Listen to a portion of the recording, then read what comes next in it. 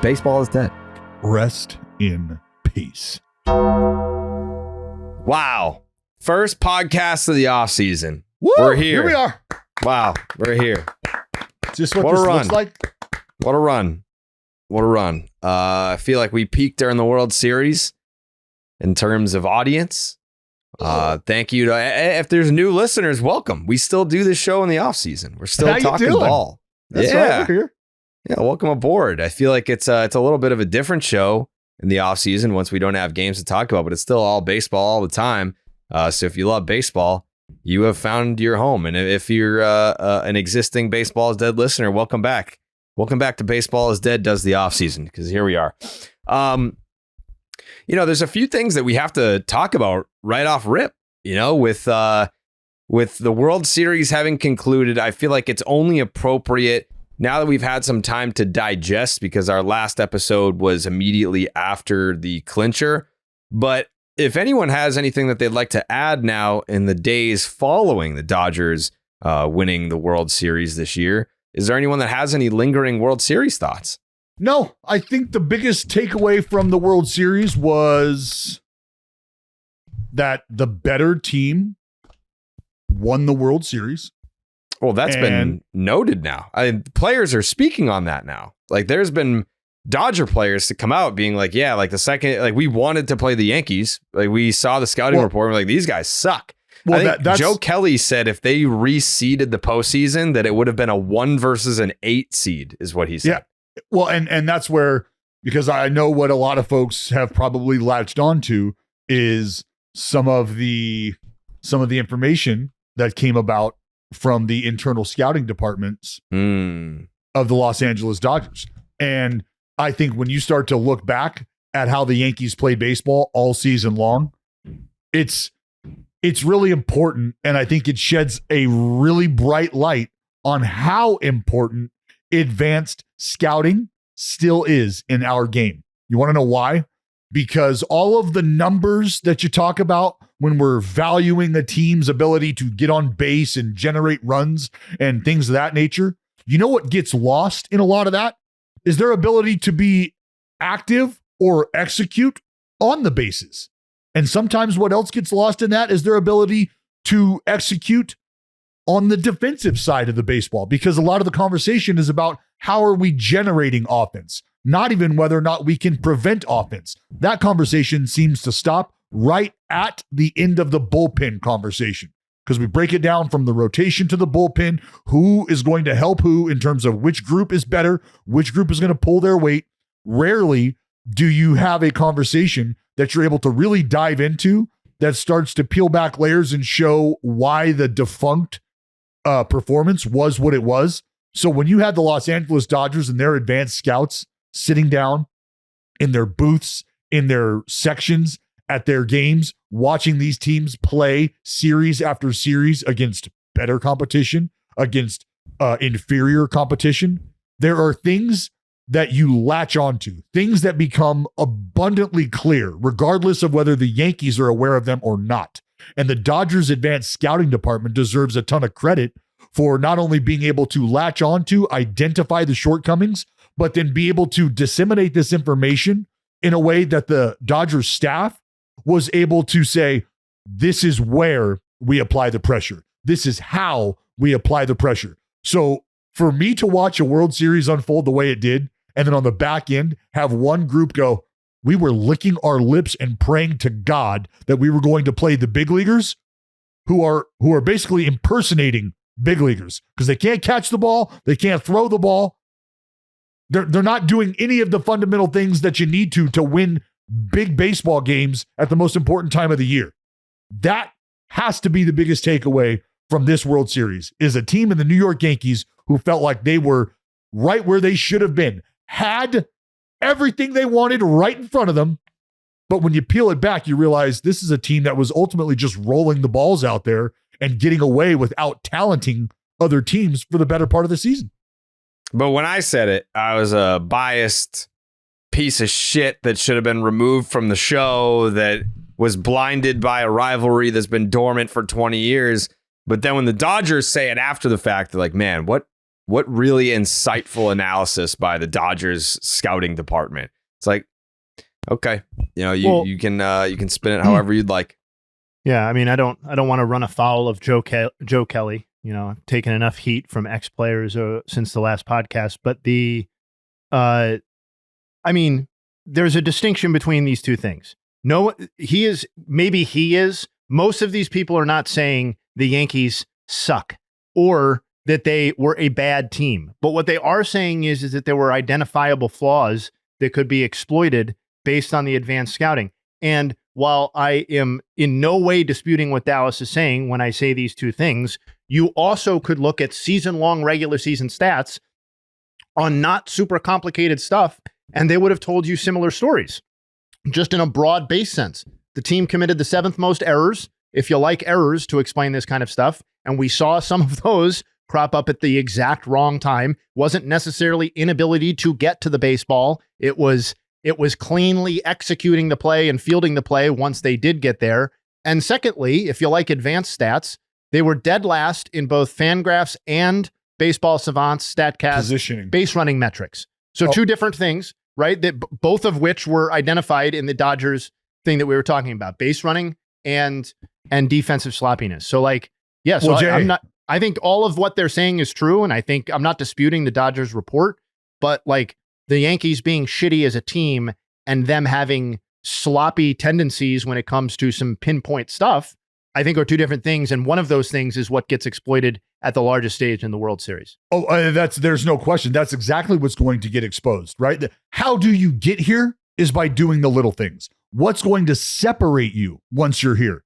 It's going to be the same thing, the execution of the little things. So when you hear the Dodgers talk about how poorly the Yankees are positioned from pitch to pitch, that is an indictment on your preparation.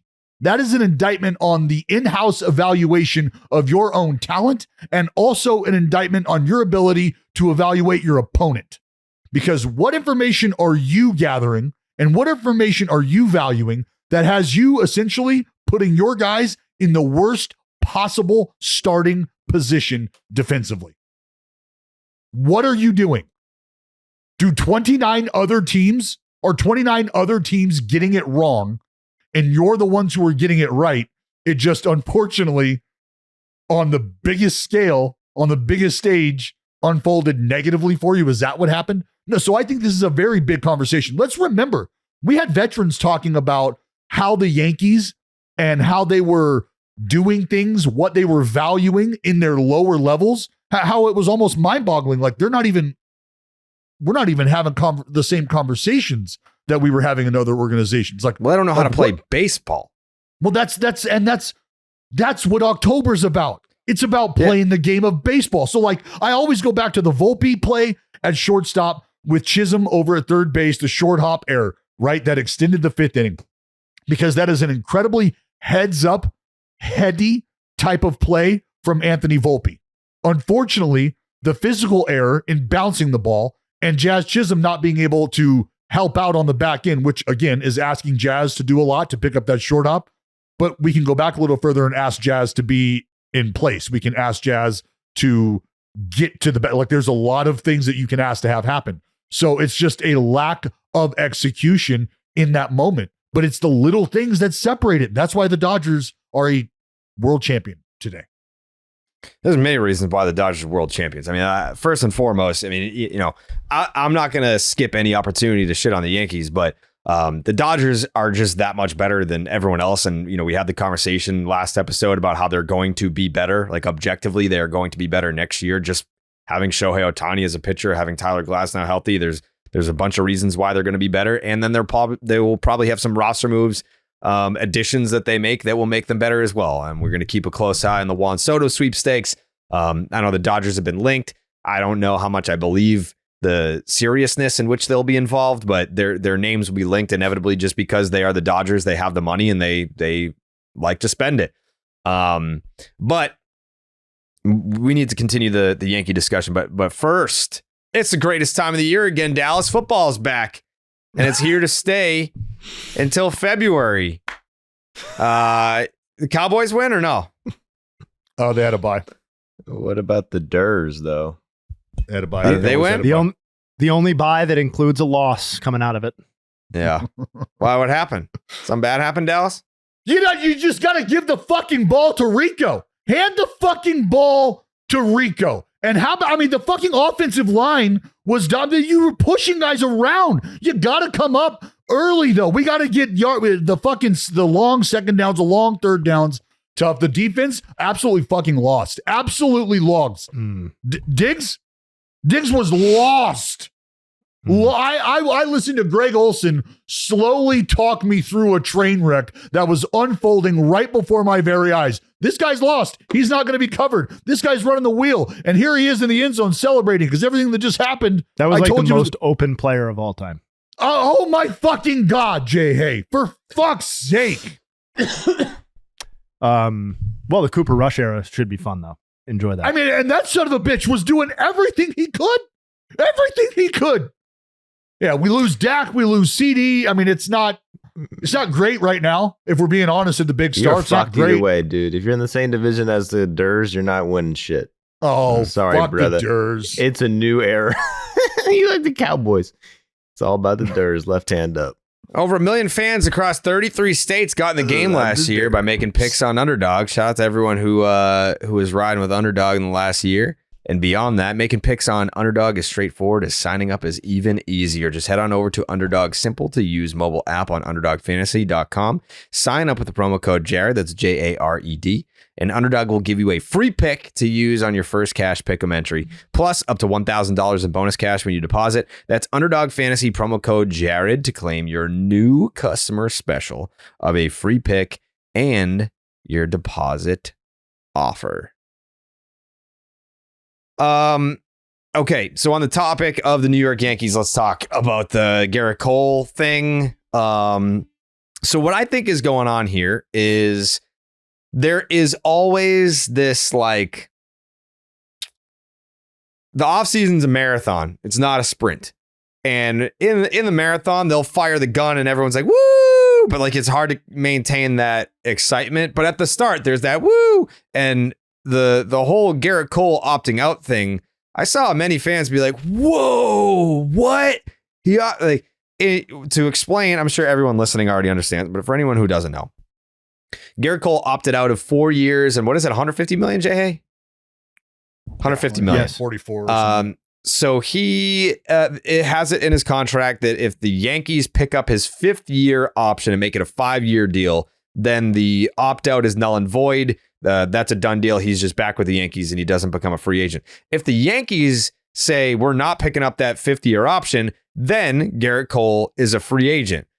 The way that I see it is what an awful precedent that would set for the Yankee, a very important offseason for the Yankees. If they did not pick up the option, Gerrit Cole becomes a free agent. That's not to say the Yankees wouldn't want to retain the services of Gerrit Cole, but they're saying, yeah, we want you back, but not for that amount of money.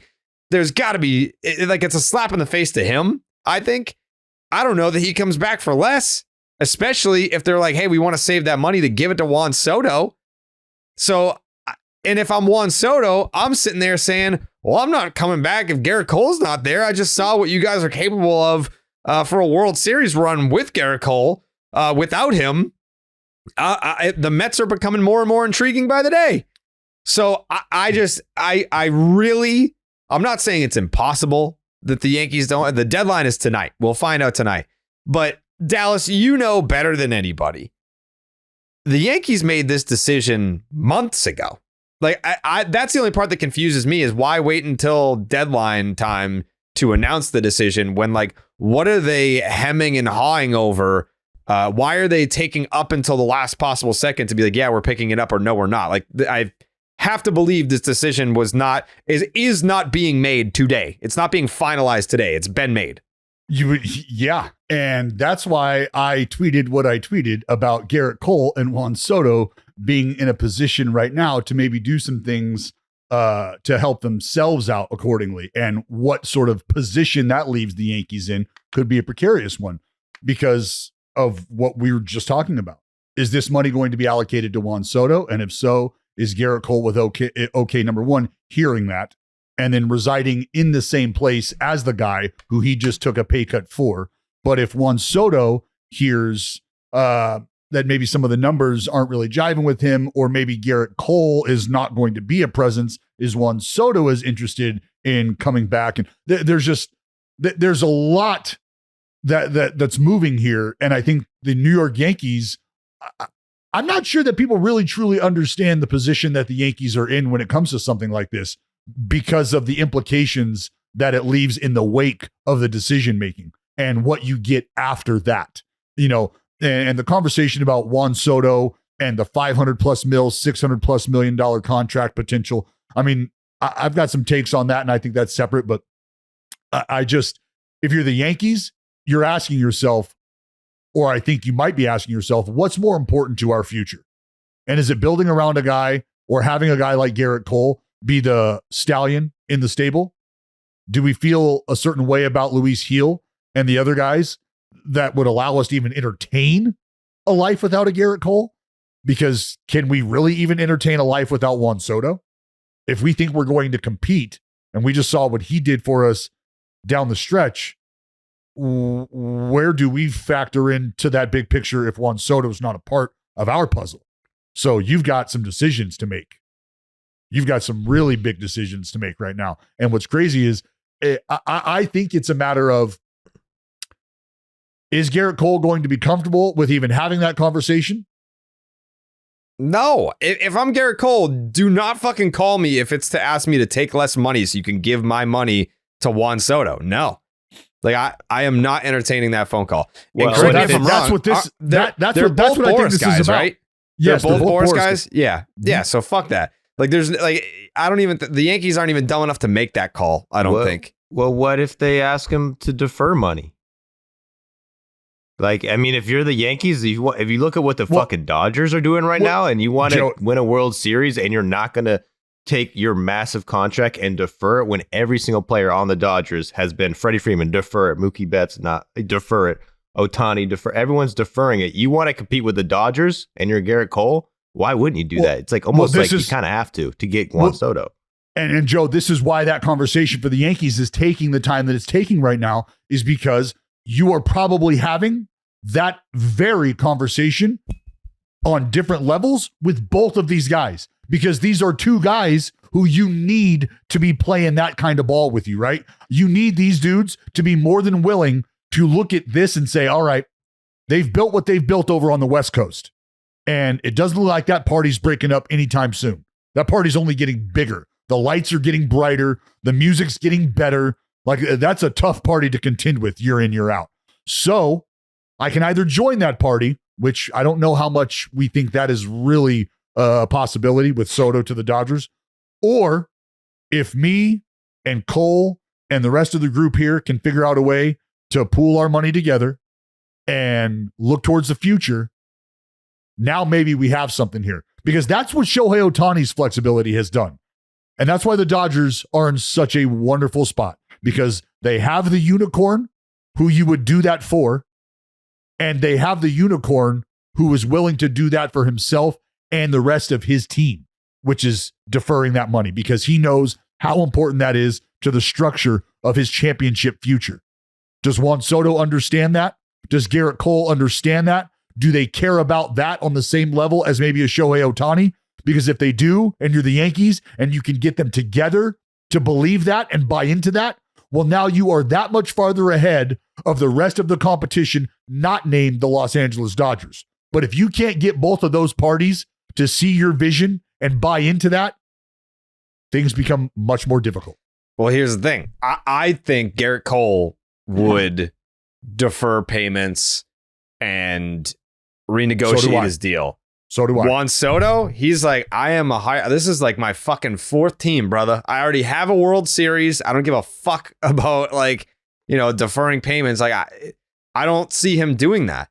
And if I'm Juan Soto, I would look at Aaron Judge and be like, did he defer payments? Like, I don't know. I don't know if that's a thing on his deal. Well, that's the first. That's because Aaron Judge is the marquee. Aaron Judge is the name on the Juan fucking Soto building. is the marquee wherever he wants to go to. So listen, I push back on that because he he has had the opportunity to be that dude, but it doesn't seem like he has shown that is going to be a deal breaker for him. Like, if I'm not the dude here, then I can't be this guy. I can't be I'll come to San Diego. Who you got? You got Xander, you got all the fuck it. Well, he got a traded there. That's different. I think it's different to be traded somewhere where you can handpick a big market and go there. But I'm not saying that he has to be the guy wherever he goes. But after this past postseason and watching what Juan Soto did and what Aaron Judge did, I mean, it's almost like, man, did we rush to give the captaincy to here? You know, it's like it could very well be a situation where Juan Soto, especially, what's the age gap? 7 years? Something like that? Yeah. Like Juan Soto could 25? Very easily be the guy in the Aaron Judge era in New York. Yeah. All right. So I was taking notes because there were a couple of things across these points that I wanted to say. For the we'll go in reverse order. The Soto Judge thing in terms of deferrals, I think Ohtani is the comp better than Judge because Judge's money total outlay is so much less money than what Juan Soto is going to get / is seeking to get. And I think if his goal is to push forward on the CBT value of the contract, right? Like what the bottom line total on Ohtani's thing was valued at after deferrals. I think at some point he doesn't need to do anything. He may want or need to defer some level of money in order to up the overall value of the contract and extend the overall options that these teams have. I'm not saying he has to do that. I'm saying I think he's more likely than Judge to do that, or that's why Judge wouldn't do that. Judge got $360 million. We're talking about $550, $600 million for Juan Soto.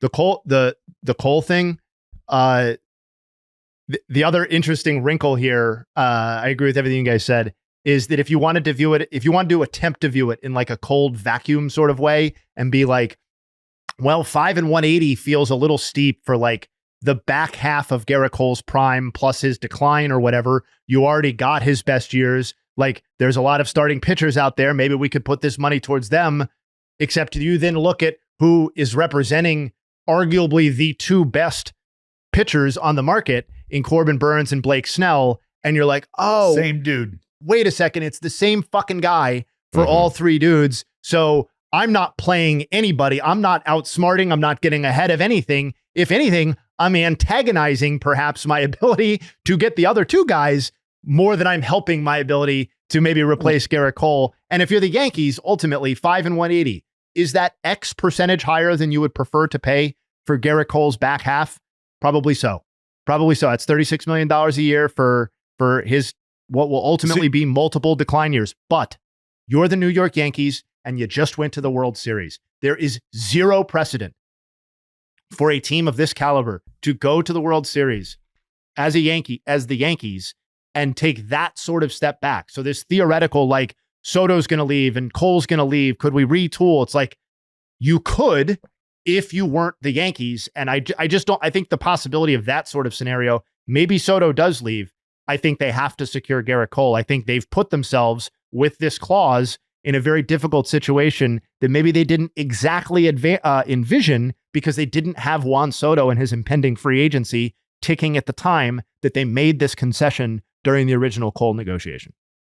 And let me ask you guys, because I'm trying to think back to my mindset at the time of the trade.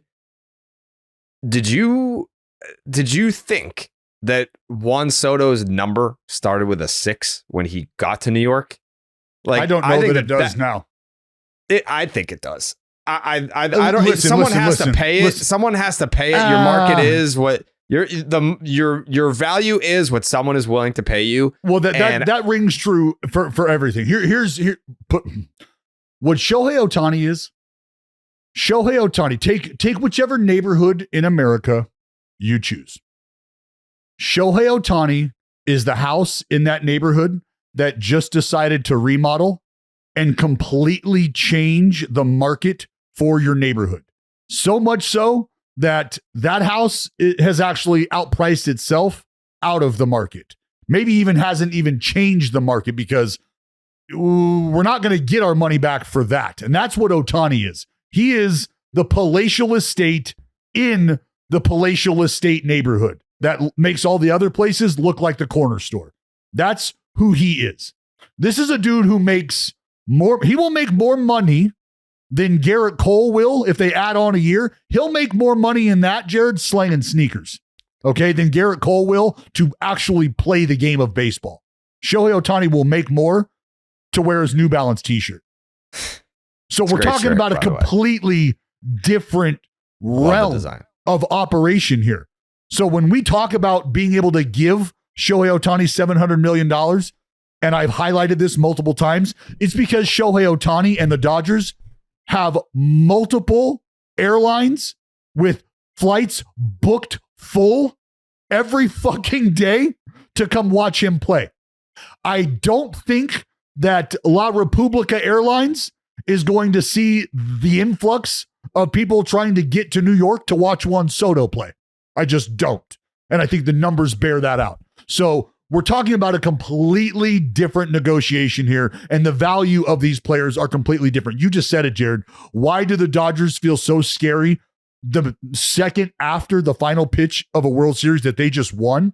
Because now the health clock is ticking, and they're only getting better physically and roster-wise. Shohei Ohtani is a big part of that because that's 2 roster spots in one dude. And the value of that, we've seen roughly $700+ million when you're vying for Cy Youngs and MVPs perennially. Juan Soto ain't that dude. The MVP conversation we can have.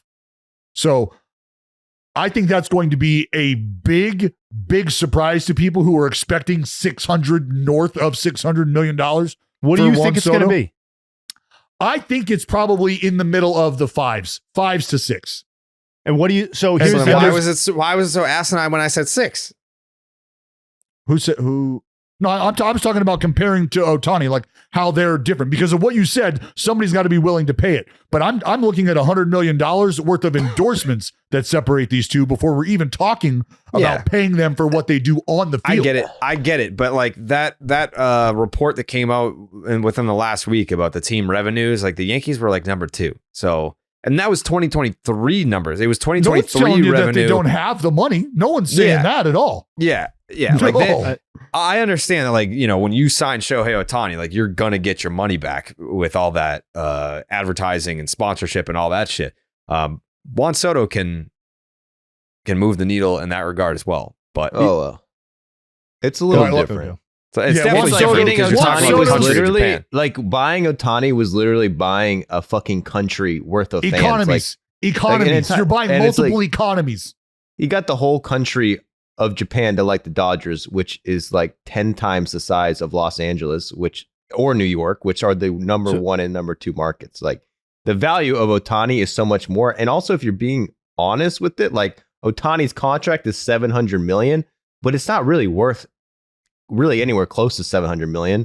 Like if you, what is it, like 4.5? Like if you can count inflation and the deferrals, 460 is the number, and that's the other key here is like, so maybe he will not get $700 million. The contract that's reported is never going to be Juan Soto gets $700 million, but it could be Juan Soto gets $575 million, and the present total day value of that contract exceeds 460 that Shohei Ohtani got, because it includes a significantly lower deferral number or whatever. There could be many combinations that work here, but like, no, he's not going to get 700. He could get a contract that is valued at a higher present number. And I bet he and Boris are going for that. They would have to be, both of them are. Like that has to be the number that they're going for. Forget 700. We want whatever it is that gives us the highest AAV, the highest present day. Yeah, 46. It's the same number in terms of present day stuff. But don't you think that's a tough sell if you're going to a team and they're looking at you like, motherfucker, you think you're worth more than Shohei Ohtani? That's what I'm saying. Like, how do you have that conversation? You think you're that guy? Like offensively, you guys are in the same conversation, and you don't like. That's all you do, though. You don't do the other stuff that he does, and we can not only market that, but that's going to actually unfold on the playing field as well. So we're going to pay him to do both of those things, whereas you, dude, you're going to swing it 4 times a day. So two things. A, Shohei Ohtani is no longer available. They missed that boat and they made that mistake. I think one of the main takeaways after we saw the real number on Shohei Ohtani would include deferrals. I saw like 98% of the takes were, what an incredible deal for the Dodgers, right? And so there has to be a learning experience here for some of these teams where it's like, we'll figure out the configuration of the contract. These generational players, even if we're all in agreement that there are levels to this thing, and Ohtani is above the level that Juan Soto is above or at. What Juan Soto has that Shohei Ohtani doesn't, which I don't think is an equalizing factor, but I do think levels it to some degree, is that he is multiple years younger at the time of his free agency. The number of people who reach free agency at Juan Soto's age are, I mean, that is truly generational in terms of how often a player is this good and reaches free agency at an age where he hasn't even started to decline one iota and may still have a half decade plus of peak level performance left. That's more than half the contract potentially that he's going to get, or a large portion of it. That to me is, if you're asking, how does Juan Soto and his agent walk into the room and say, oh, you want Shohei Ohtani money in present day value? Why is that exactly? He pitches, he's the MVP. You haven't won an MVP. That's what I would say if I was him. I would say you are getting several more years of prime level performance from me than they are from Ohtani, in theory. This is a completely separate thought, but I got the Yankees payroll pulled up here, and I think it's crazy that we're almost at the end of Stanton's contract. Like when Giancarlo Stanton, I thought the same thing. When he signed a 13-year deal, I'm like, I'm never gonna live to see the end of that. Like, we're almost there. We got 3 more years, and then he has an option in 2028. I'm like, man, that's like, getting picked up. Yeah. It's like we're almost at the end of Giancarlo Stanton's 13-year commitment to the Miami Marlins. Wow. What a contract. They're fucking hating their lives every day for the Rodon deal. Like, he's getting, like, that's, call it $28 million for the next 4 years after this. And then signing Marcus Stroman for $18.5 million for the next, well, I guess next year. And then he has an option for 2026 also at 18. I feel like that one's probably not going to get picked up, but like signing a dude for $18.5 million just to not even like make your playoff roster.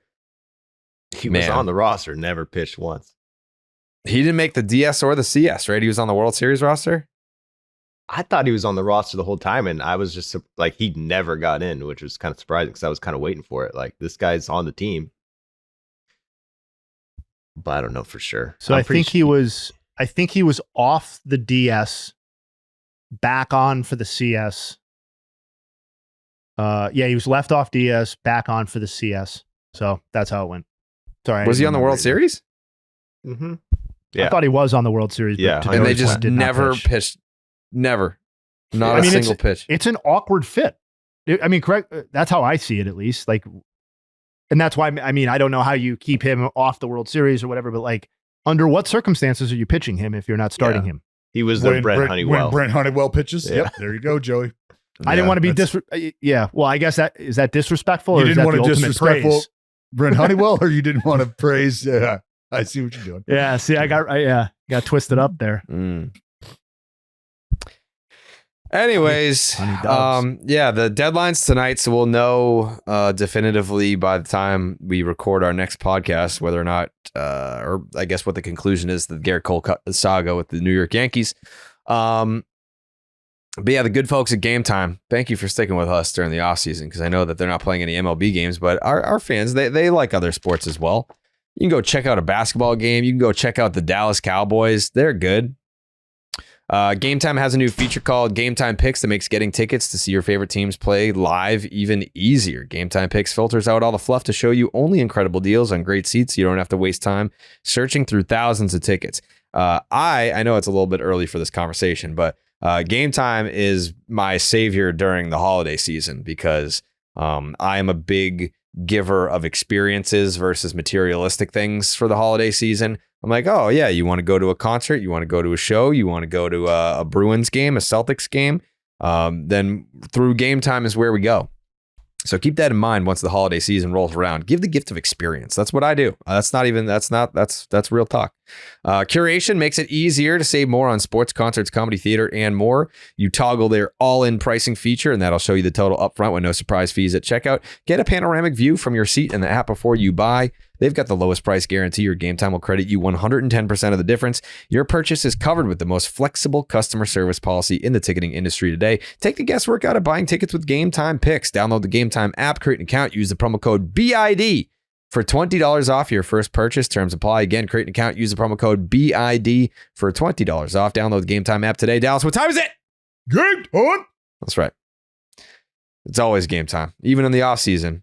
It's game time. Do we want to hit on this age fraud story? Because I know there's a rabbit hole that you can go down here where you can start looking at other sports figures being like, did you get by? We don't know. Yeah. But Major League Baseball has a little bit of an issue, or I mean, it's a long withstanding issue, but this is kind of just like the latest wrinkle to it. A Padres prospect falsifying his age. The gap is a little bit egregious here. We're talking a 5-year gap, saying that you're a 14-year-old prospect, but you're really 19. I mean, you have to be a sick son of a bitch to lie about your age. This is so awkward to hear you deliver this news. To play against younger players that are just trying to develop and trying to figure out the game. And here you are, you just went to the bar last night pretty much, and you're just socking homers against these sophomores. You got to be a real piece of shit to do something like that. So I condemn it. Look. I condemn it. Don't do that. Bad look. What are we worried about? What are we all like? Why are we so up in arms about this? This happens, it feels like every time, like with a story like this, every time a player recently retires and joins the forces of the media and is an analyst and they say some shit that we've been saying for, 100 years on TV, but because it's the first time you've heard them say it, you're like, the insight. Oh my God. Whoa, we've been missing this. Where's this been? Buddy. This has been going on since day one. It's going on right now. It will continue, just like PEDs. It's just about who's got a more foolproof plan and who can get away with it. Because there is not a single solitary franchise right now today that can tell you unequivocally that each and every one of their players is legal. Their age is their age. Their name is their name. And they can guarantee. Nobody can guarantee you any of that. The only reason that this is a story whatsoever is because of the prospect status and the dollars attached to the potential agreement of this young prospect. That's why it's a big deal, because somebody was about to get boned out of $4 million. That's why it matters. If this was just about a $5,000 signing bonus, do you think we would even be hearing about the story? Not at all. It wouldn't matter at all. And that's why I jokingly said, what are you going to tell me next? That the folks who are in charge of getting these players in front of these teams and these scouts, and next you're going to tell me that these guys are taking half of their future earnings and half of their bonus.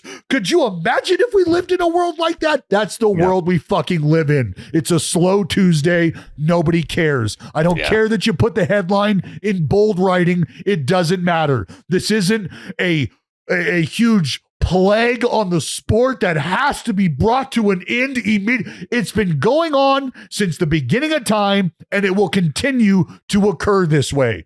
It happens, Dallas, like it's not even the fuck out of here. I've even heard examples of this happening right here in the homeland. It's not just related to the Dominican Republic. I mean, the fact is, Albert Pujols saw Grease in theaters when he was in high school.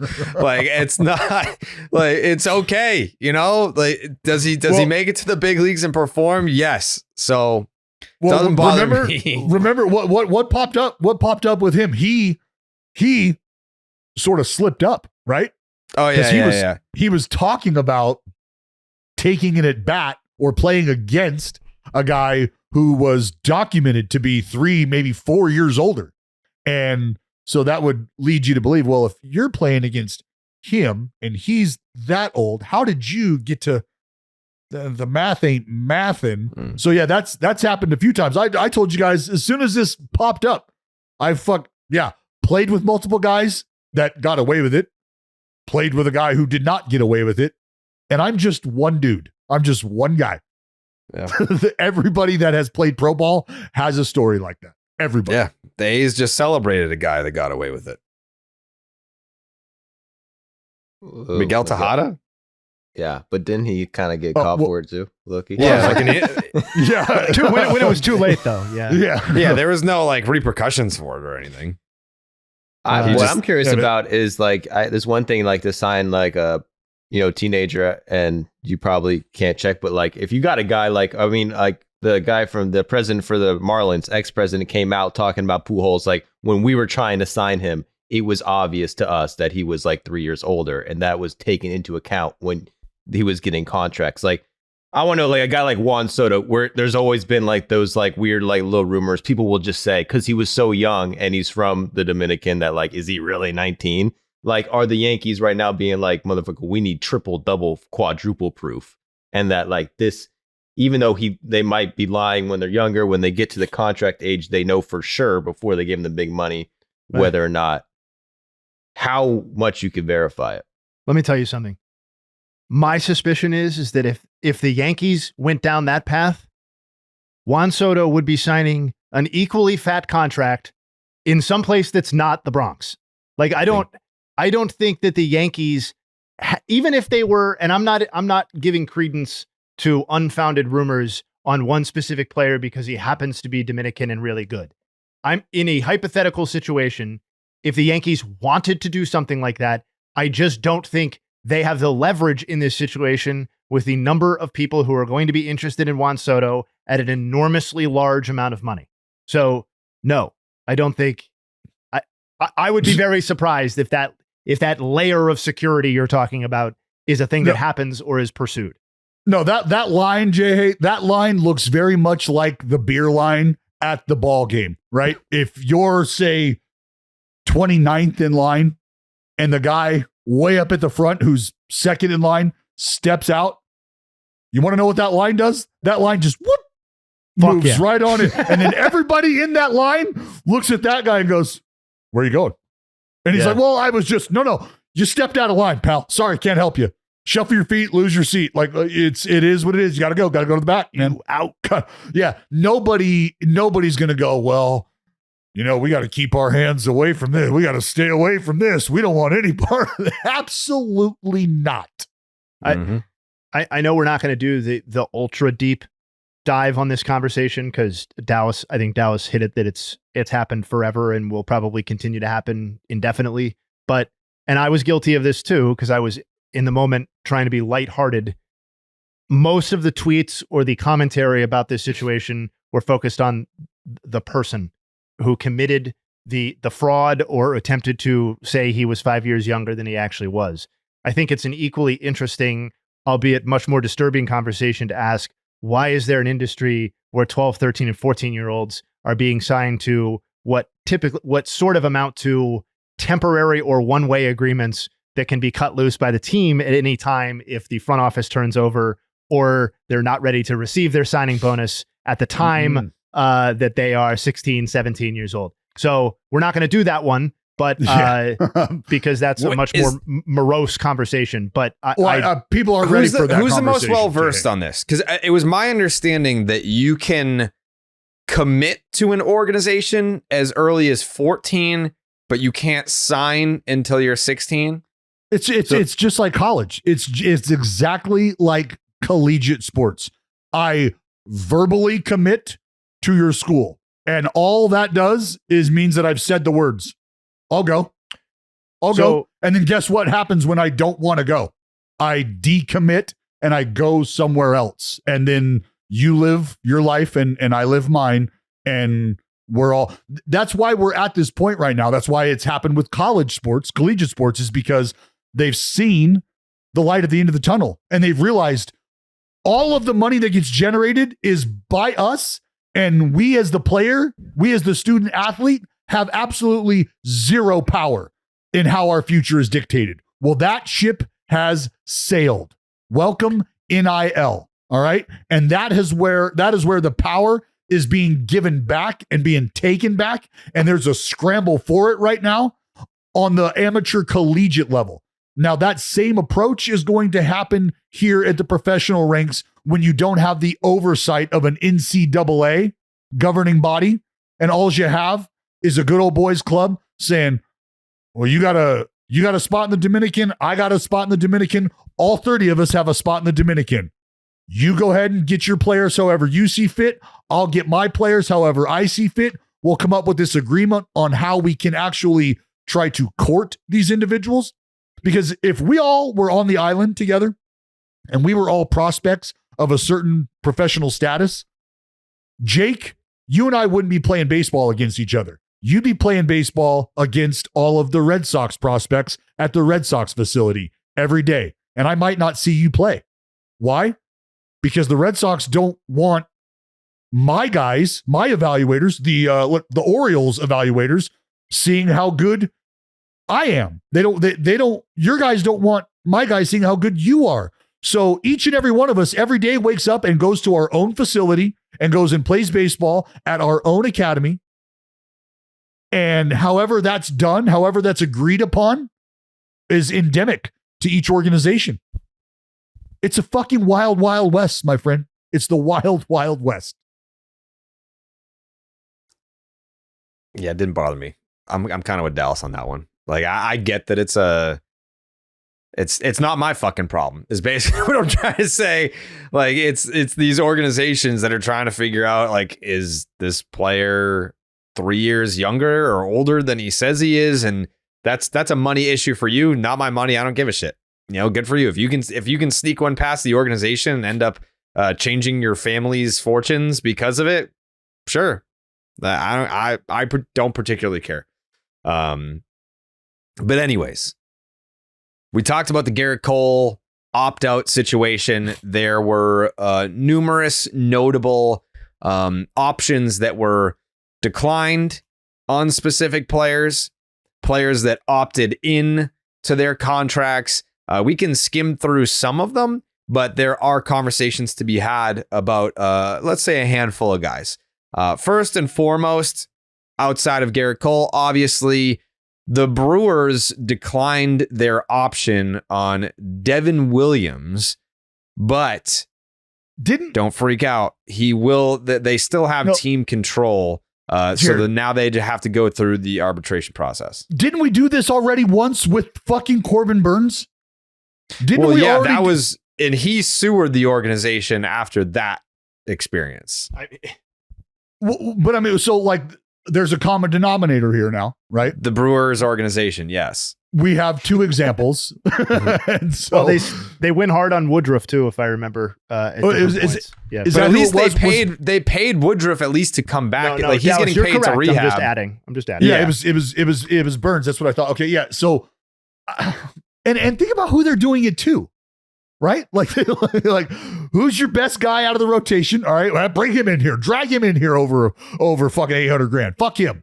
All right, well, who else you got down there? One of the best closers in the game, guy who served us well. Well, bring him in here too. Yeah, fuck him. Tell him he's no good. We're cutting his shit in half too. It's like, damn, son, really? Yeah. Like and I get it, right? This is all about financial maneuvering. This is all about trying to, in essence, what you can tell your fans is, we like him. We don't like him at that number. We like him at a little less. And if plenty of teams would like him at that number, I feel. I don't think there's any argument to be had. Yeah. Yes, they'll take him at either number. And that's the point, really, is that he like the people before him are he's likely to be traded. And that was the reaction that I got on Twitter when I mocked this a little bit. But it's like, on some level, you have to appreciate the Brewers' ruthlessness in doing this. I mean, this is going to save them a million and change, probably. Well, like, what, 1-2? Like this is the fucking definition of penny pinching. But unfortunately, the response is business. Yeah, and I get it. I'm not naive about it. They are the Rays of the NL. I think their own GM came out and said that we are the smallest media market. This is not specifically saying that we need to cut his contract, but just kind of explaining roster moves. This is stuff that we need to go through, et cetera, et cetera. I think it's very unlikely that Devin Williams is on the team to start the season. And I get that he's more valuable marginally as a trade asset at a slightly lower number. There's a head shaking element here on, players who have consistently performed at an outstanding level for the organization, really truly being treated as a number, as a bottom line item. And I'm obviously a stats guy. You can't put a number on that sort of organizational tone. But I would be very surprised if it's a net positive on, moving forward and just any sort of gains that you can get from that kind of stuff. It's fine. I get it, but just, it's kind of made me chuckle at the time. Jayhay, the Milwaukee Brewers are probably not going to be receiving any sort of community fund checks from the free agents they sign.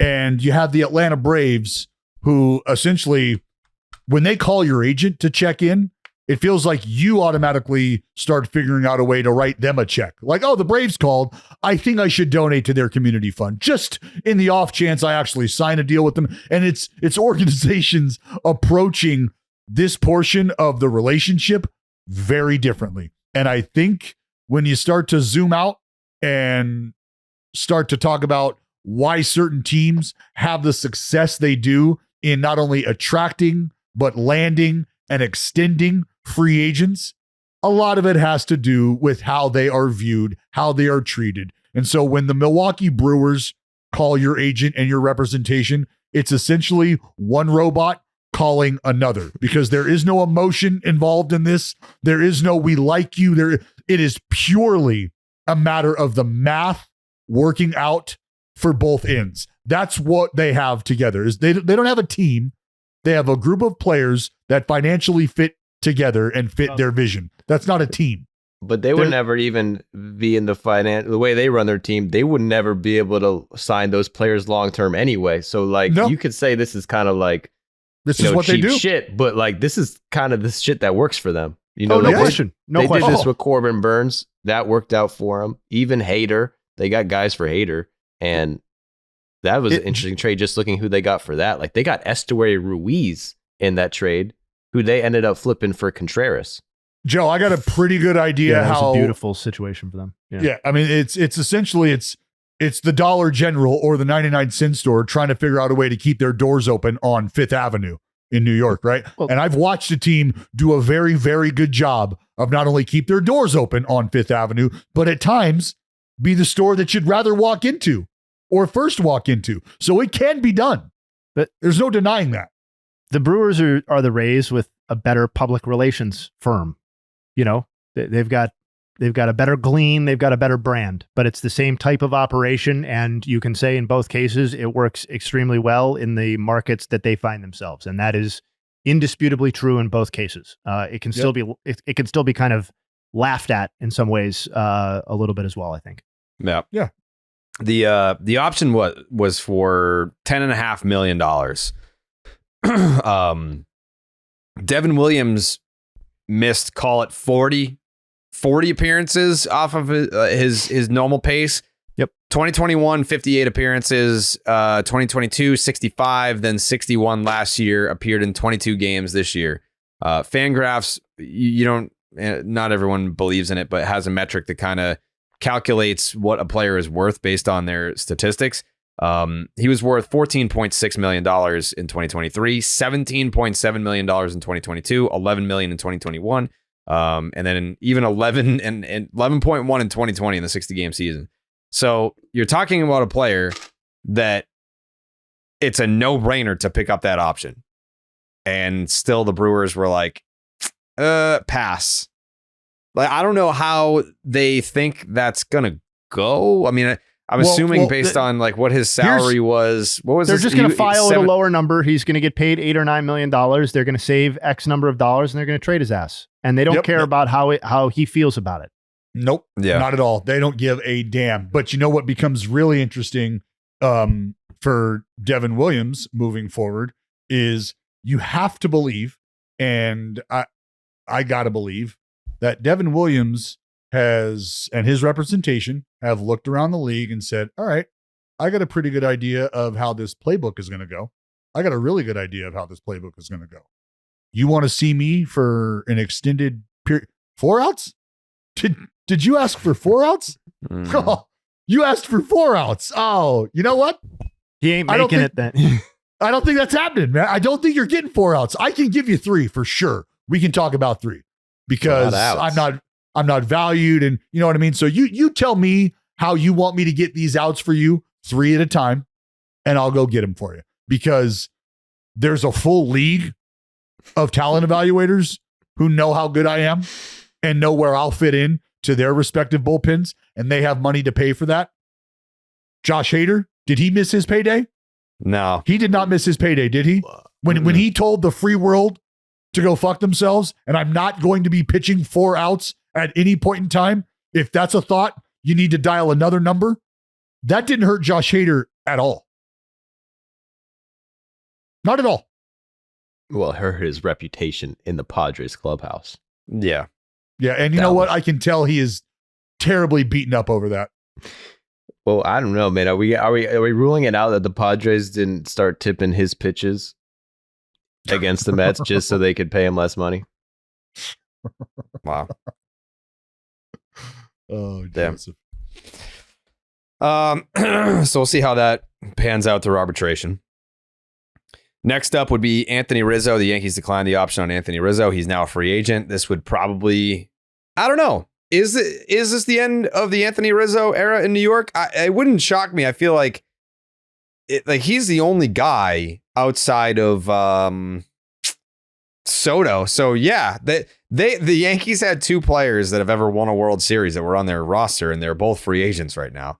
So you kind of, do you need that guy? I know he's had his injuries, but like there's still value there with Anthony Rizzo. No? Well, it depends on what value you're looking to tap into. Do you think that there's like enough production value there for you to consider him a he's better than DJ LeMahieu? I I know you're stuck with him, but like he's better than LeMahieu. Like where the fuck are you going to put him? You're paying him what, $18 million? I think there's enough depth on the first baseman market at that level of talent to maybe kick that back. I mean, you've got Ben Rice. I know that, that was a lot of noise early and then not so much after that, but that's obviously a guy who's reached their high minors, who on some level is ready for an opportunity to sink or swim. But we could debate whether they should be doing better than Ben Rice. It's not totally clear to me that Anthony Rizzo is better than Ben Rice, and he's going to be in his age 35 season. Like he has been consistently injured at this point. He was tired at the end of the season, and jokes aside, his performance has degraded significantly over just the Yankees' tenure of his career. He was not good this season, and I don't blame the Yankees for wanting a little flexibility at, bringing back a first baseman who was basically replacement level. I think limits them roster wise in a way that they just don't need to at this level of the offseason. That's the Ben Rice era, baby. There we go. Well, it could be. Don't put me down as that being the end all be all, but like, Christian Walker's out there. Mm-hmm. Paul Goldschmidt's coming off a tough season. He's also Pete Alonso's out there, and I would much rather have Paul Goldschmidt. Pete Alonso is out there. I mean, the bar to be better than what Anthony Rizzo is this year or was this year is actually quite low. I mean, we can start naming people like Carlos Santana at that point, who was much better than Anthony Rizzo. He's 38. Yeah, Santana's old. He was also just better than Rizzo this year, though, despite being old. Yeah, he's spitting. Justin Turner is at least as good at this point, even though he is also very old if he wants to continue to play. He wouldn't shave his beard to go there. He'd just retire. Wow, that's a good point. Yeah. That's a really good point. Probably don't shave the beard for vet minimum deal, do you? No, probably not. Yeah. No, he's Anyway, that's my larger point. Dallas, Sean Manaea declined his player option. He's now a free agent. What type of payday are we looking to see from the Lesty? I love that this happened because this a lot of the narrative for a long time for Sean, and I've talked about this, was just the mentality and how he's one of those gentle giant type individuals. I think as his career has transpired, as he has continued to progress through the league and through his career, he has really started to, I think, grow into his own personality, has started to allow some of that fuck you to shine through a little brighter. And I think this is just a small example of that, and saying, I look forward to the possibility of being courted as a piece for a franchise moving forward. I love this for Sean. I really, truly do. See if you level with me on this comparison, Dallas, because you know him really well. When we first saw him in 2018 with Oakland, he was Charmander. And right now, Charizard. He's not Charizard. He's Charmeleon right now. Like, he's evolved. He's bigger, better. He has a different look and feel to him. But that Charizard is still in there. I think with the arm slot change and a full season of that, maybe in a different market, maybe in the same market, maybe with the Mets, but in a big market, and bringing him in to be not the guy, but like a guy, like a 2-3, someone that's going to get the ball, obviously, in a playoff start, a full year of that arm slot plus a playoff run, another playoff run, where he's doing what he did this past October. Do you feel that Charizard is still in there and that he's at the Charmeleon stage? Yeah, I feel like there's probably still another step for him to take. And whether we're talking about this being a step that, starts to take him into being a perennial Cy Young contender, and I don't think it's that. But do I think that this is somebody who can absolutely find himself at the tip of a rotation for the next 5 years or so? I do believe that. I do believe that for Sean Manaea.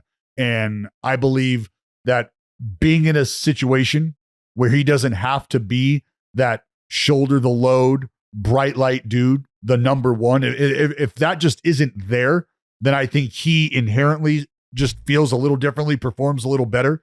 I think everybody, when you get saddled with those expectations, I think there's a certain level of anxiety that comes along with that. And I think what Sean has shown is, given the opportunity to just sort of be left to his own devices and grow at his own rate, you start to get what you're seeing from him. And so I think, put in a great situation where some other guys can support him as well, you will see a guy really thrive. Joe, where do you think Sean Manaea lands in free agency? I have no idea, man. Fuck yeah, dude. How am I supposed to guess? I mean, I don't fucking know. Any team would want him, right? He's a starting pitcher, the lefty. Yeah. And I think the biggest thing is he changed his throwing motion, his angle. I think he'd be a great fit with the Atlanta Braves after Max Fried signs with the Boston Red Sox. He's a nice little replacement for Fried in the rotation, no? Sean Manaea could very well be going back to where it all began in Kansas City, because Kansas City has shown the willingness to try to identify guys in their rotation, all of the Micah Wacha signing, and say, we know how important it is to have a solid rotation, essentially spoken for heading into the offseason. They're really, one arm away from that, outside of some outside candidates internally that they would have to shore up that rotation. But I think that could very well be another interesting potential landing spot for Sean Manaea. It's a familiar place, it's a familiar face, and it's a guy who's taken strides. What about the Orioles? They need to replace this pitcher. They do. Are we giving the Orioles zero chance to retain Corbin Burns? Is it pretty zero? much zero? Yeah. I think zero. Maybe 2%. Well, you got a new owner, right? So maybe the percentage should be marginally. Maybe it should be a little bit more of a wild card percentage. Maybe like a 10 or 15% chance, because we don't really know how this guy's going to operate. This is his first off season, right? First off season as owner of the team. Yep. maybe he doesn't want to take a step back. Maybe Corbin Burns' number comes in at something that's, maybe Gerrit Cole sets a certain market and he feels like Corbin Burns' number can be attainable from there. I'm not sure. I don't think he can step back. If you're the Orioles right now, you can't. I mean, I guess they could if they want to, but like that would be a huge disappointment. If they get no one, I don't think they'll get Corbin Burns, but they got to do something. Like I agree. I don't think they can get no one. No, that would be like, I mean, that's what do they tell you? If you're not investing your money is you're losing money. Yeah, right? and like this is the perfect be fucking time. It's so obvious. It's like you have the heat. Like you have all these guys coming up at the same time. You got to build on it, man. You have the energy in Baltimore back. This team had been dead for a fucking decade. Now they're one of like the most talked about teams in the league for the past 2 years at times. And to just like completely, you choke so bad in the playoffs, do so bad, and then to like answer that with a new owner and not spend any money would be, I think there's just got so much pressure on them to do it that they have to be, in the talks for like big name free agents this offseason. So I'm with you that I think a nothing offseason would be a massive disappointment. I think it would be viewed as such by Orioles fans, and I think it would put them at a significant disadvantage entering next season. I'm also open-minded on the idea that, listen, if they lose Corbin Burns and we get to the start of the season and your evaluation is what happened, then that's a problem.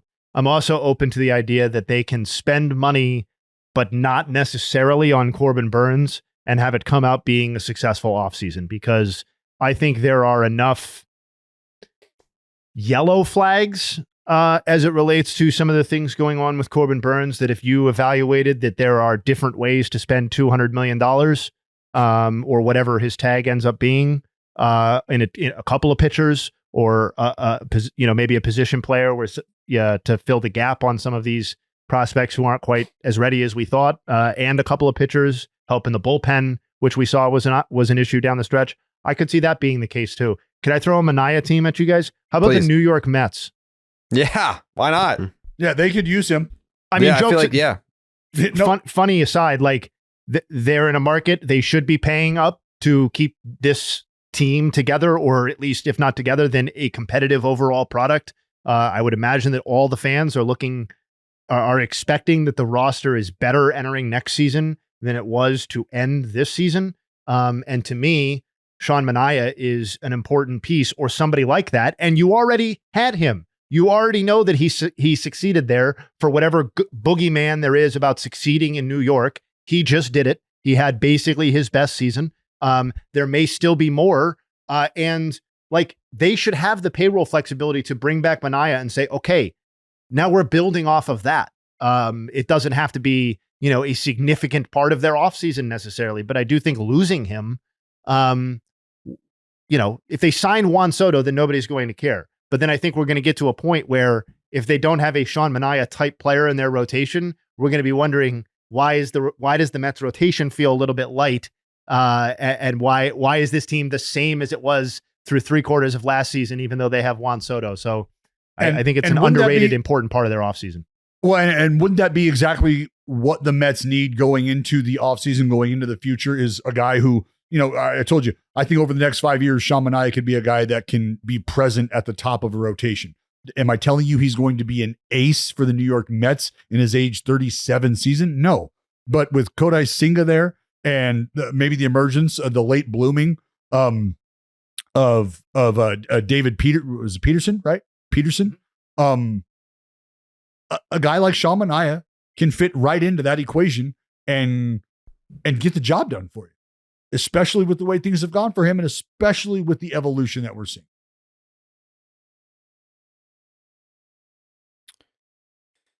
Well, I'm rooting for him. Would love to see him here in Boston, but I'm rooting for him. I think the Braves are a nice fit. Like I said, when the Red Sox sign Max Fried, that Manaea to the Braves would be cool. The rest of these we can kind of run through. Jock Peterson declined his option. He's now free agent. David Robertson declines his side of the option, so now he is a free agent. He'll be a piece. He's been a piece. The Brewers said thanks, but no thanks on Gary Sanchez.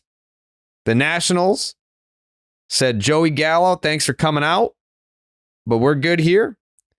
One of the big trade deadline acquisitions of the Baltimore Orioles, they said, you know what, Eloy, we're good here as well.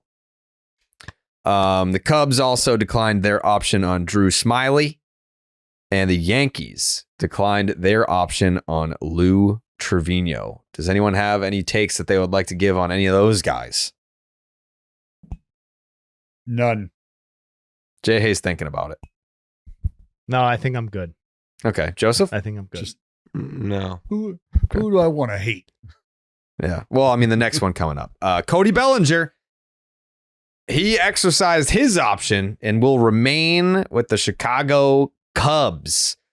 Man, I bet the Cubs wish he didn't do that. Well, Jayhay, what's your take on Cody Bellinger picking up his option to stay with the Cubs? I do think you're probably right that the Cubs would have preferred to. Breaking news! Breaking news! We just got a new opt out. Nathan Eovaldi has opted out of his contract with the Texas Rangers. That's two pitchers. As expected. Yes. No, that's not a shocker. That was expected. I mean, one of the 10 or so best starting pitchers available. Yeah, welcome back. Welcome back to Boston, baby. Woo! What were we talking? Oh, Bellinger. I think they probably would have preferred to spend this money elsewhere. I also think that you still need to replace, like, that's the thing. You need to replace these players too. And if you're a team that has visions of competing at a reasonably high level next season, and I have to imagine that the Cubs, whether we think they're going to by the end of this offseason or not, the Cubs presumably view themselves as wannabe contenders by the time 2025 rolls around. I would imagine this front office is under quite a bit of pressure to make sure that that's the case. And Cody Bellinger was not great last season, but he was also decent.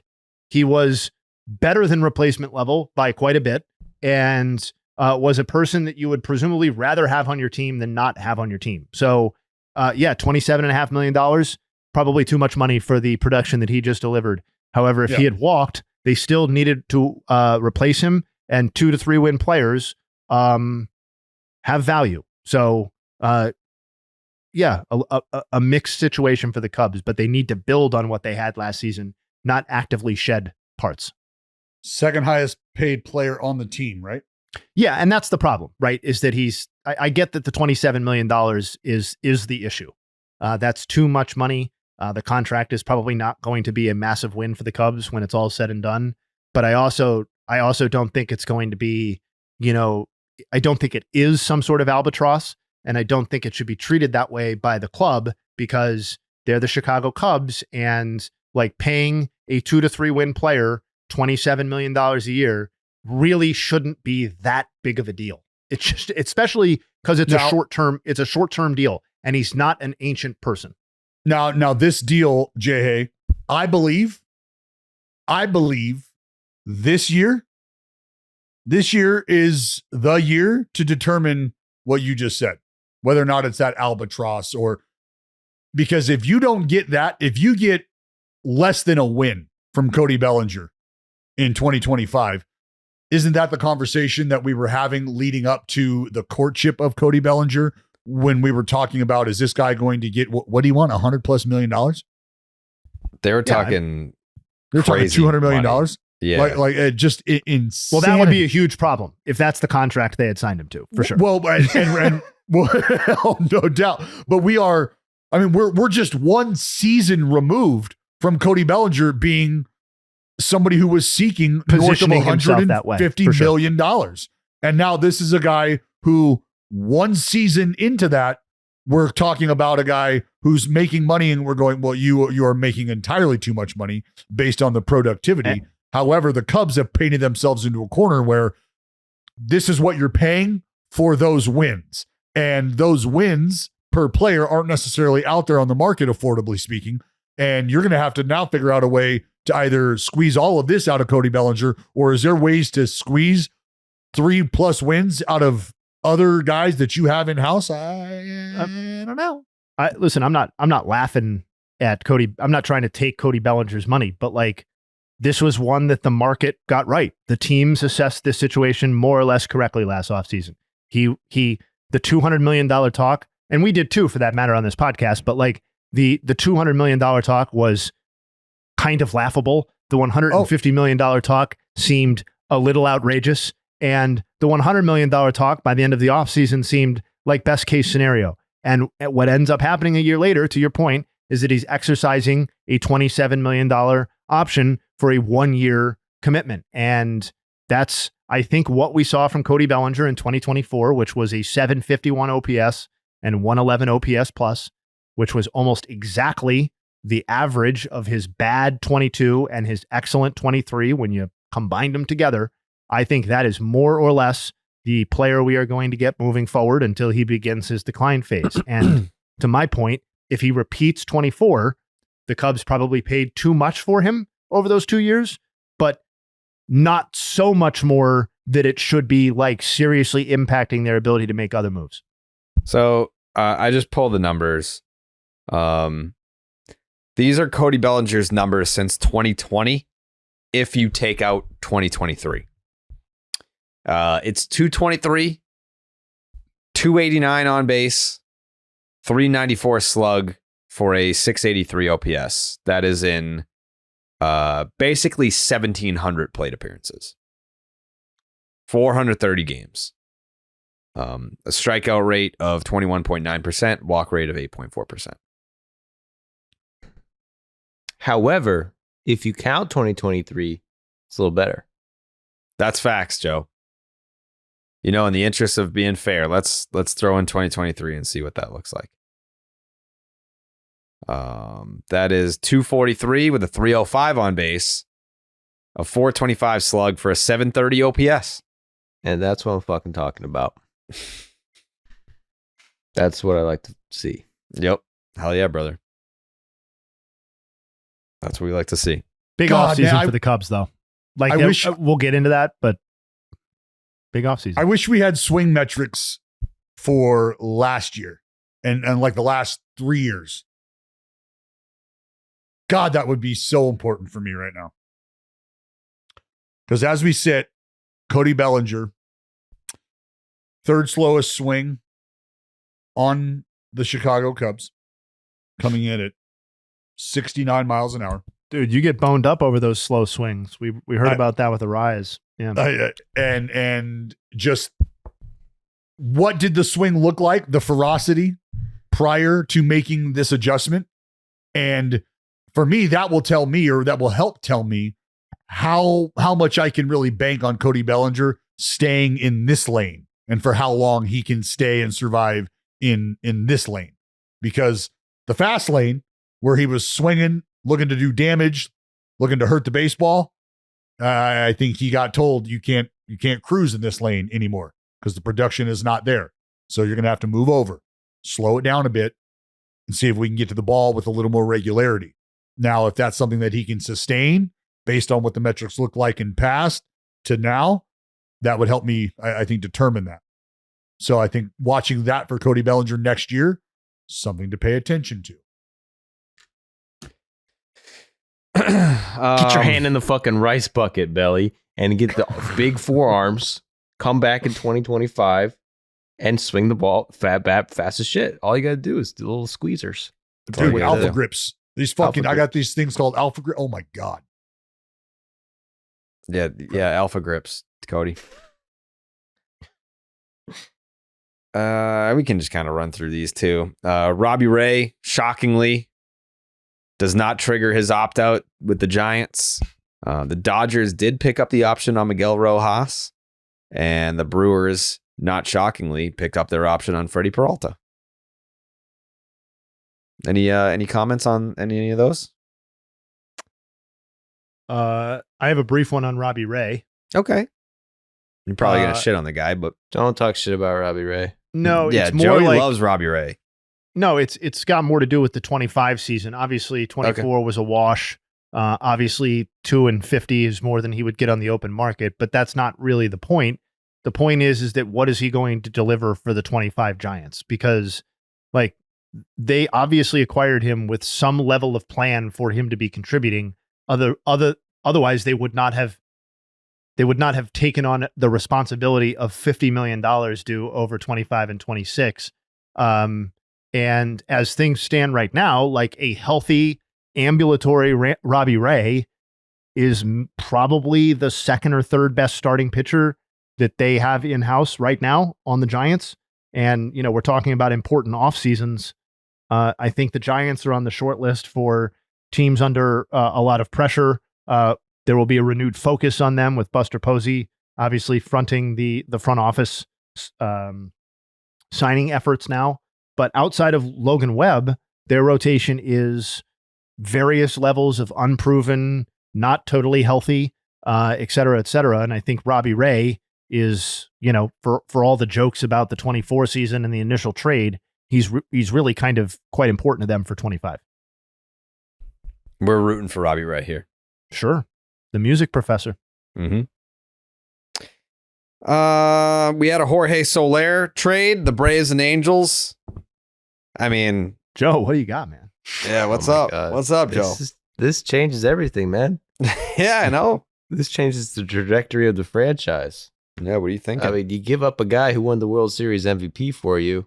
Mm-hmm. That could be looked at in a couple different ways. I mean, listen, I haven't crunched the numbers, haven't looked at the payroll that in depth where I know how much money this is going to free up and who we're going to get with this money. But that was the reason why they did it. They traded him just so they could have, save money and hopefully use it to get maybe Max Fried back. If you don't get Max Fried back, maybe you get Corbin Burns or Mania. But yeah, it's to save money and hopefully they use that money. You think the Braves got better. Corbin Burns money? No, I don't. I think I already know where Corbin Burns is going to go. Where's he going? You saw his tweet after the World Series. He wants to be in LA. Oh. He wants to be in the Dodgers. This guy fucking tweeted Everybody 6 wants times the in Dodgers his life. Involved. Put those eye emojis. He's from there. Not everyone can play for the Dodgers, though. Eventually, they'll run out of roster spots. No, they won't. They needed a lot of them this year with all those injuries, man. Just keep shuffling through. Mm-hmm.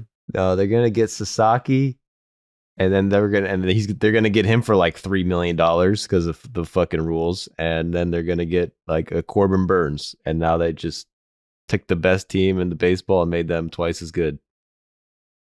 I'll be so infuriated if they get Sasaki. It's such a power move that it has to happen. Yeah, I think I'll start rooting for them. It has to happen. Just for your mental health. Dodgers fan. If he gets posted by his team, it's 1,000% the Dodgers. There's no other, because every team has to pay him essentially the same amount of money, and the Dodgers already have the most amount left to spend on the international signing. Yeah. So they're in the best position in terms of that. Anyway. Ohtani can be like, listen, I made the mistake of going to this place called Anaheim.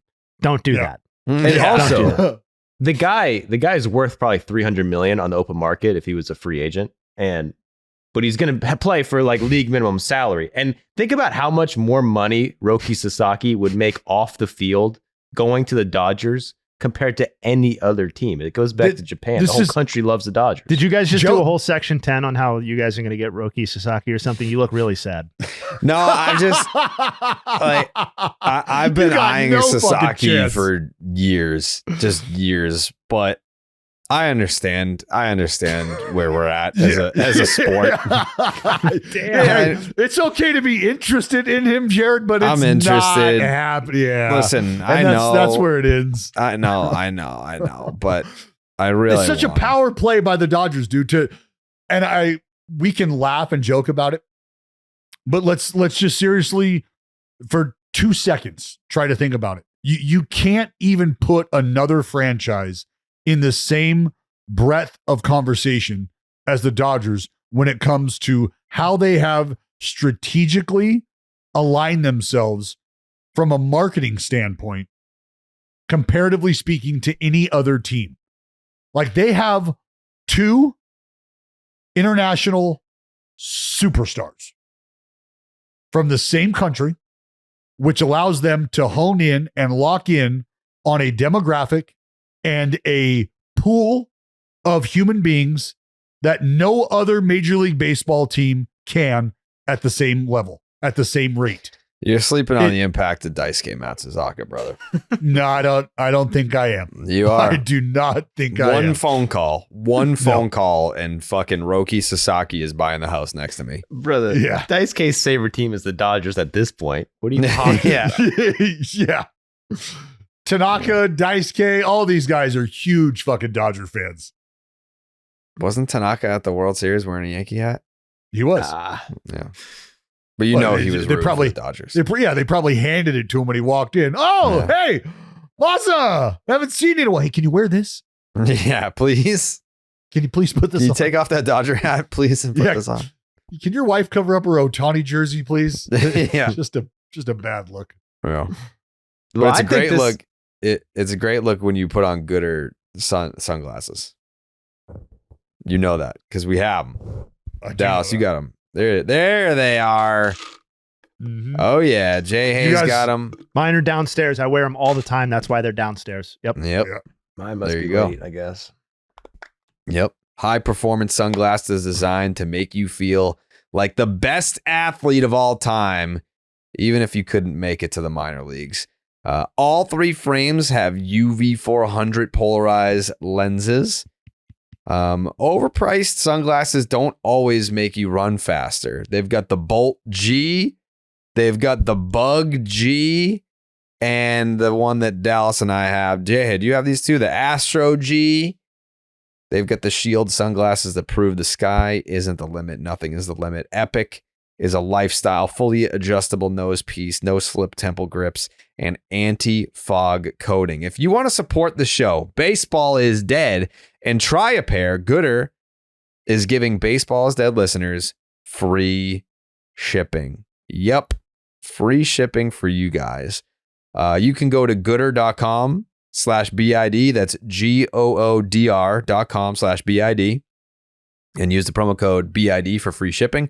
Gooder offers 30-day money-back guarantee and 100% satisfaction. Again, that is Gooder, GOODR.com/BID. Use the promo code BID and you will get yourself some free shipping. Have the same shades that the boys wear. I gotta say, quite durable too. Yeah. My 6-year-old nephew got a hold of them and was really bending them in some interesting ways. And I gotta say, couldn't tell. You would never know.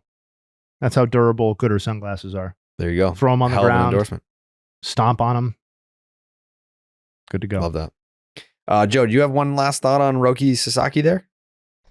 No, I just think it's probably the most interesting story of the offseason, like what the deal is with his team in Japan and how it's like, is he going to get posted or not? Basically we're waiting to see, because like it just is basically up to his team, or if they have something written in his contract that forces them to let him go. But the way it works, like if he gets posted, somebody's getting this guy he's a guy who's worth $300 million in the open market. He's basically saying, fuck that, don't care. I'll come to the United States 2 years early, lose hundreds of millions of dollars just to come 2 years early. The only guy who's ever done that was Shohei. And so, I mean, if he does that and his team posts him and he's able to do that, and that for the Dodgers especially, like you get a $300 million pitcher for basically nothing, and now you have extra money to get another top free agent pitcher.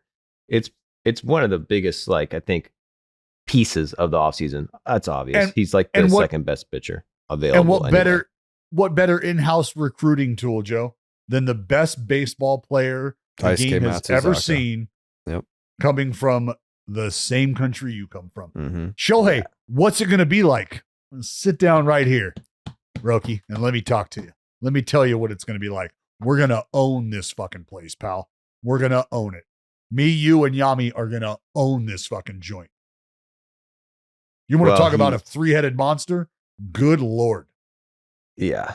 And he obviously wants to come into MLB. He makes that clear. He just did not accept the offer from his team, and they're trying to negotiate. His team doesn't have to post him, but now there's all these rumors about how was his first overall pick out of high school, and that they had something in his contract because he knew he wanted to go to MLB that he could get posted whenever he wanted, and the team had to, and that was in his contract. That's like the rumor, and that the Japanese team never really went through with that. They didn't agree to those terms. They say, well, we didn't actually say that you need to hit these certain limits, and he's pissed that they didn't let him go when they said they would. And now he's like withdrawn himself from the Players Association. He held out last year, and his numbers are low key declined a little bit this year. Not good. Yeah, he got touched.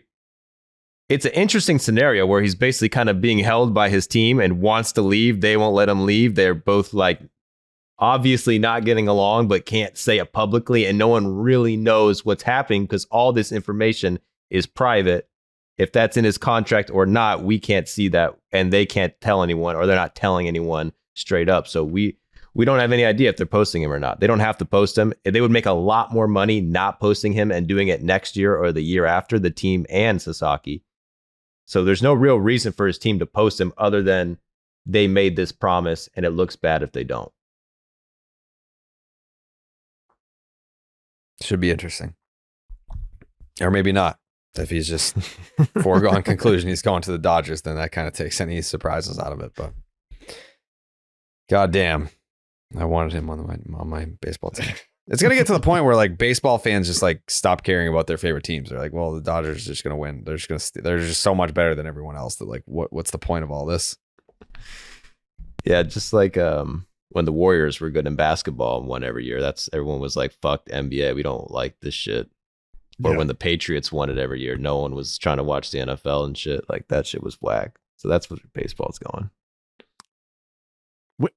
Were you doing sarcasm?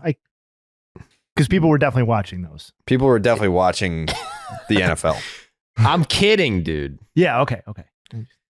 They watched the NBA too, dude. They had the highest ratings ever when Golden State won 3 in a row and they played LeBron, or not 3 in a row, but when they played LeBron, that's the But they don't have a LeBron to challenge the Dodgers. It ain't Judge. It doesn't look like it's the Braves. No.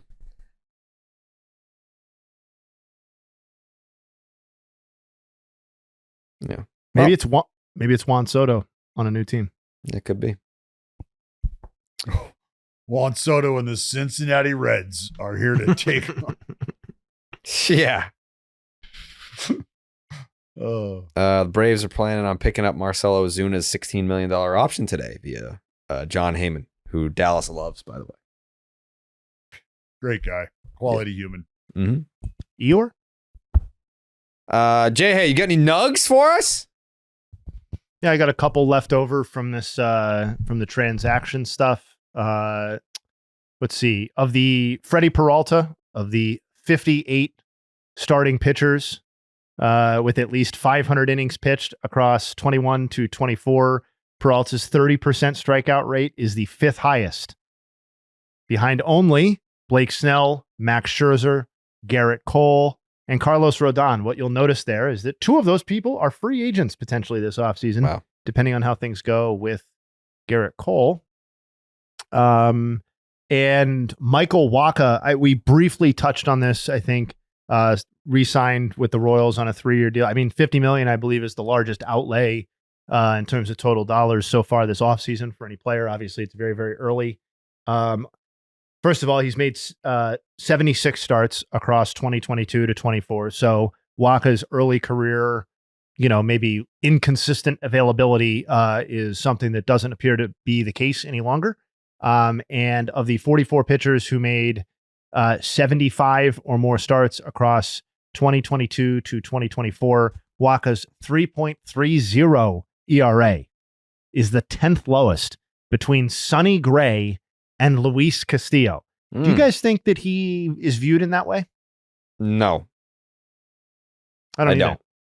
It's funny because it's funny how career paths and narratives can go, because I'm sure, obviously Jared and Jake do as Red Sox fans, but I remember the time when Michael Wacha was like one of the hot young for the pitchers / postseason pitchers in the game. Like that beginning of his Cardinals tenure is like, oh, is this guy a frontline starter? And, probably wouldn't classify him that way now, but that he's ended up where he's at.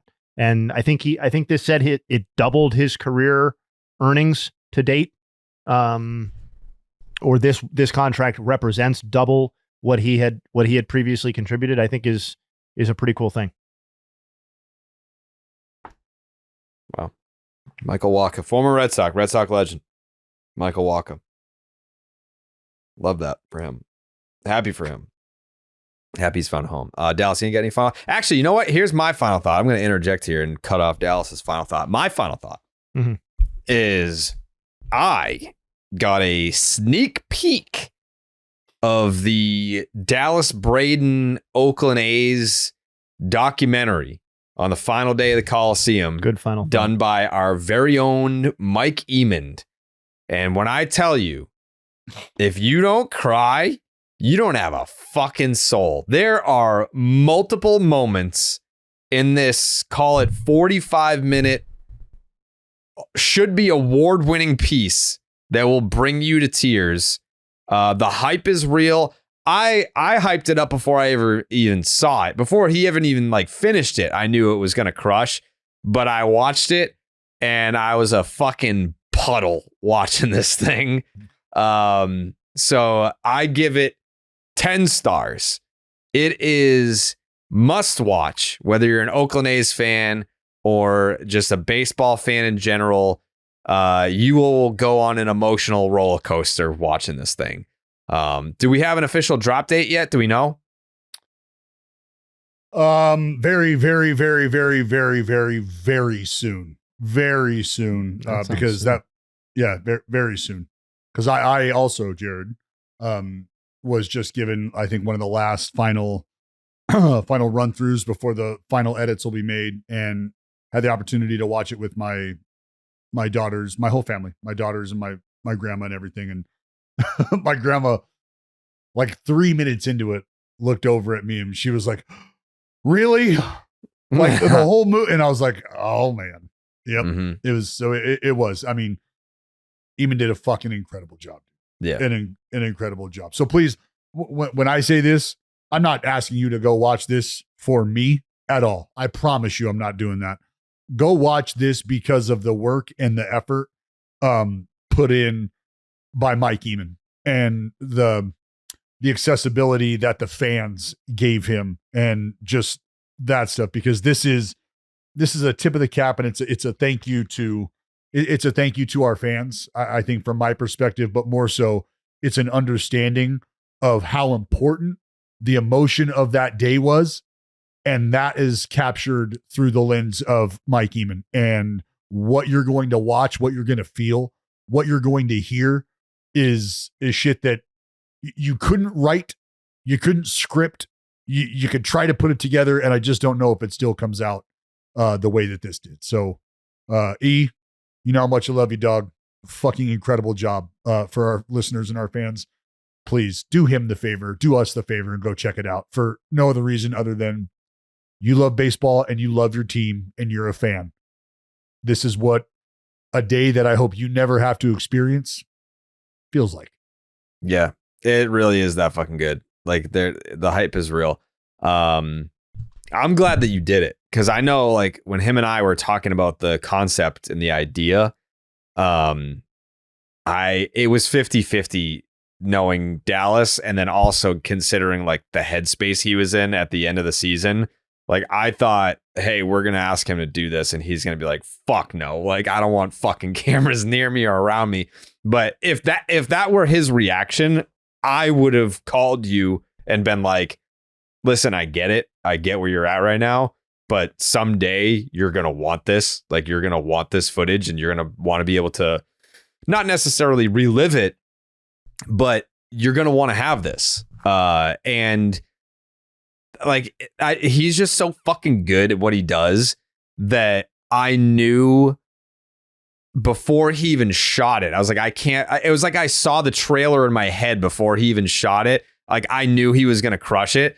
So yeah, like it 100% just lives up to everything that I thought it would be, and then exceeds it because of all the access that he had and how he can almost, like, he can see things before they're going to happen. So he has the shot ready for things. Like, it's not like, oh, in the 8th inning, like this is going to happen. So like, let's like have the camera here. It's like, there's no way to really tell how the day was going to unfold, but he got everything that he needed to get. Like, it was 100% perfectly captured and laid out, and getting to just tell the story of the day.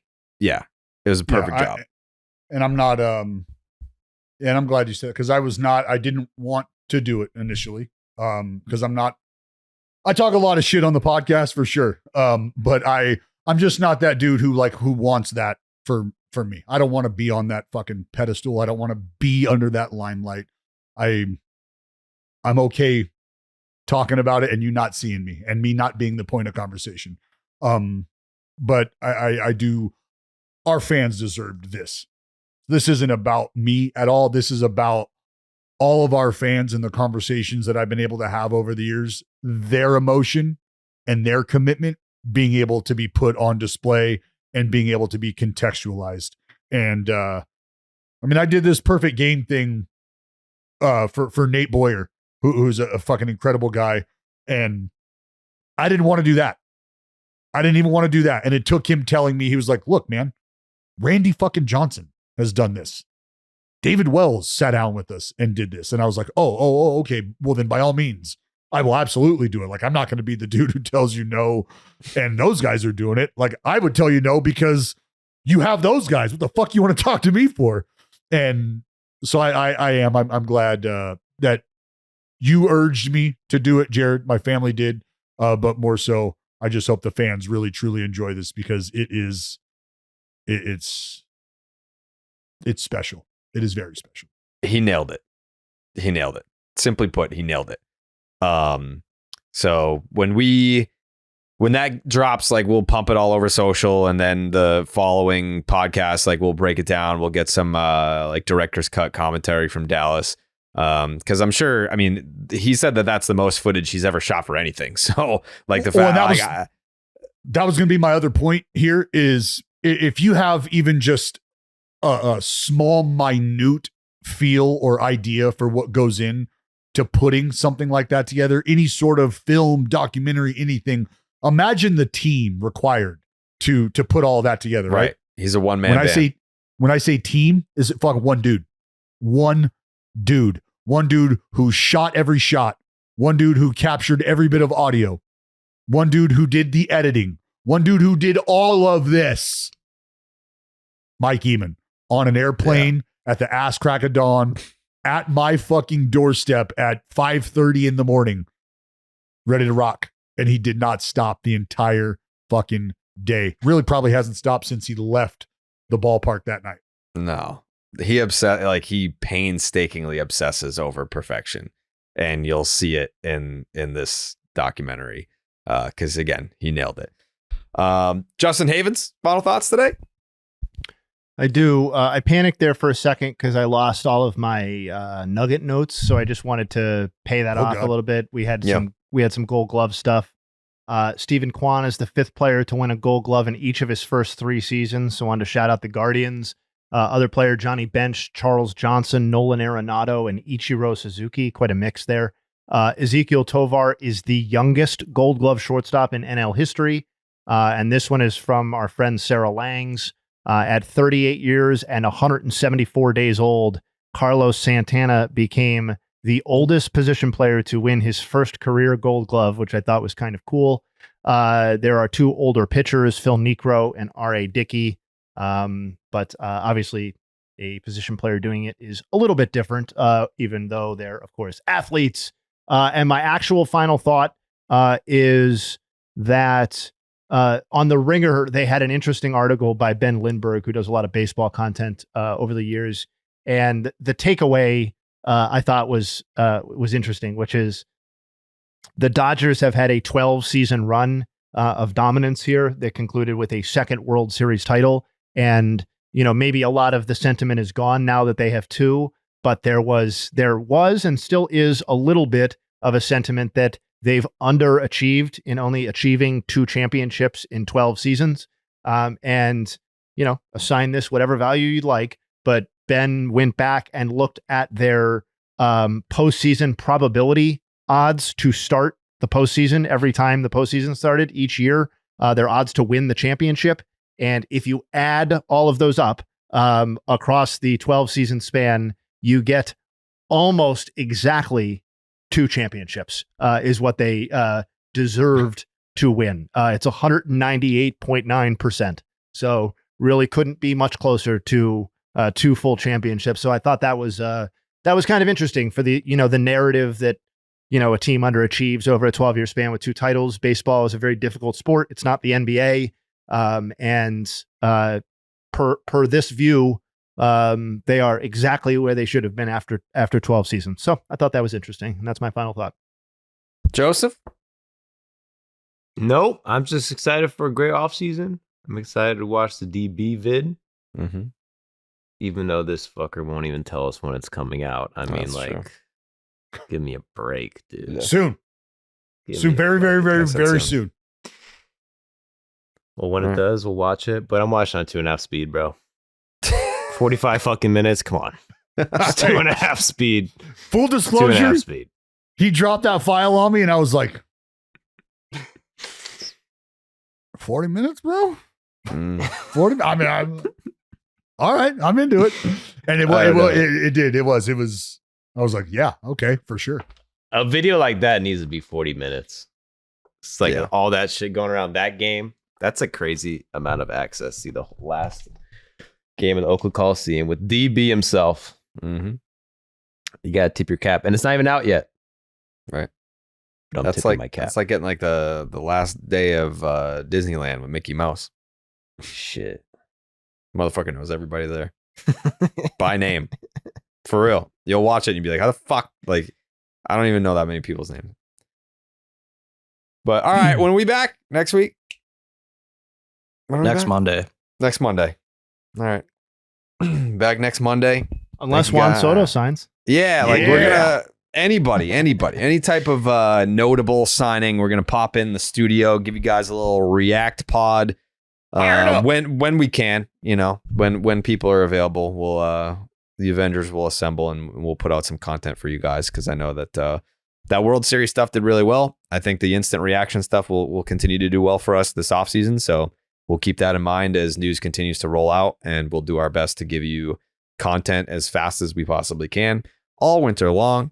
Thank you guys for watching and listening. Subscribe to our YouTube channel, because you're not going to want to miss that Oakland Coliseum, Dallas Braden documentary. Thank you guys for that, and we'll see you next week. Wow.